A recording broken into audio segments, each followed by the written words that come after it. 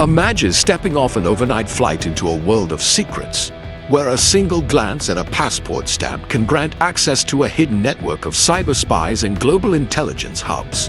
That world belongs to Jane Smith, a woman who posed as a consulate technical advisor in Frankfurt, only to step inside a covert CIA base. This is not the script of a spy movie. It's a breathtaking dive into real-world espionage, elite hacker training, and global surveillance that stretches from Europe to Australia.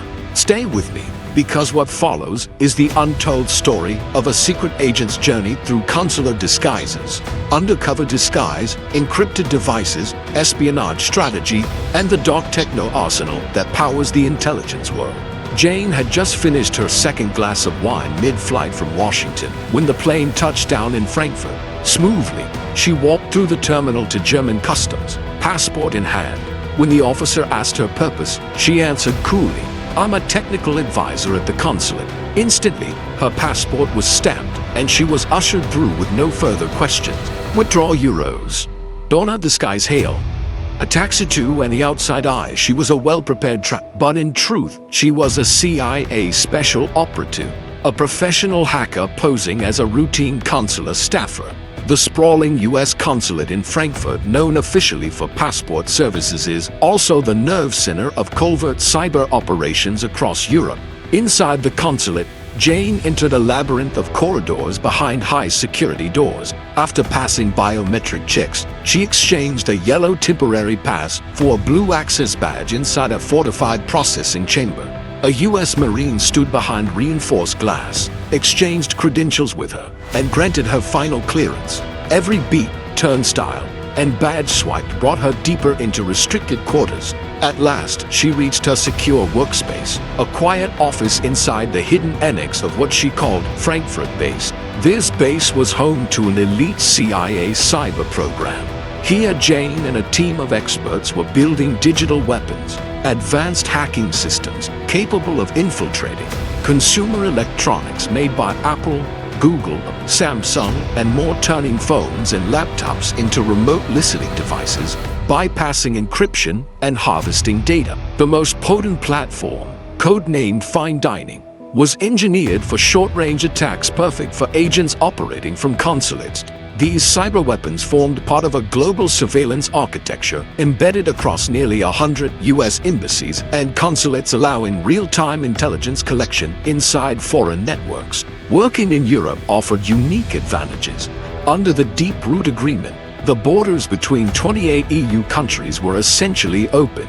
This meant that if Jane needed to insert malware into a target's computer in, say, Paris or Rome, she could disguise herself in Frankfurt, board a train, slip a malware-loaded USB drive into the target's device, and return for dinner, all without passport checks. That seamless travel network let operatives act swiftly across borders, while the consulate served as a secure staging base.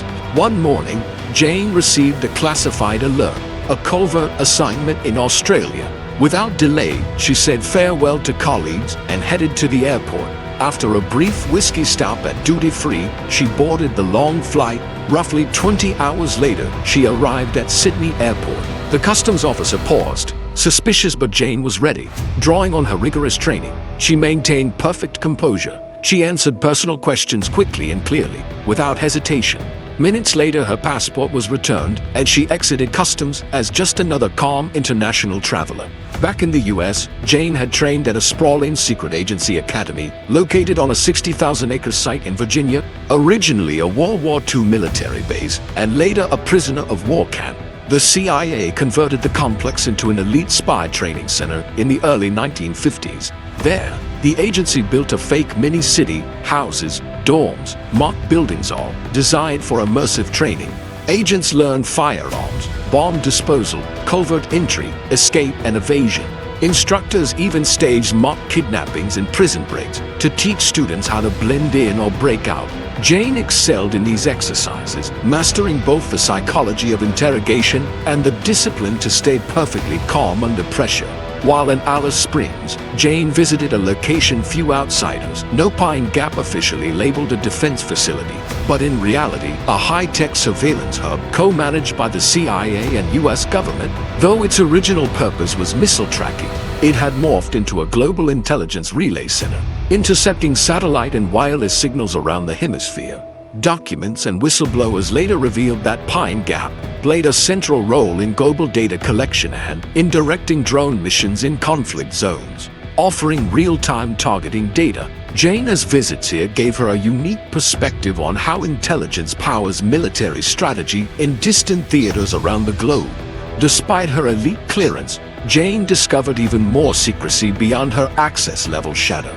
Departments few agents knew existed. Over the decades, she heard rumors, some real, some myth, of illicit social clubs, undisclosed intelligence facilities, and operations that remained entirely off the books. She realized that the agency wasn't just about legal surveillance, it also concealed a labyrinth of black site facilities. In 2006, a former U.S. president acknowledged the existence of CIA black site detention centers, secret prisons where terrorism suspects were held. In later years, European nations admitted to cooperating by hosting such sites. Though many were officially closed in 2009, others remain hidden, like Guantanamo Bay, which still detains nearly 300 men without trial.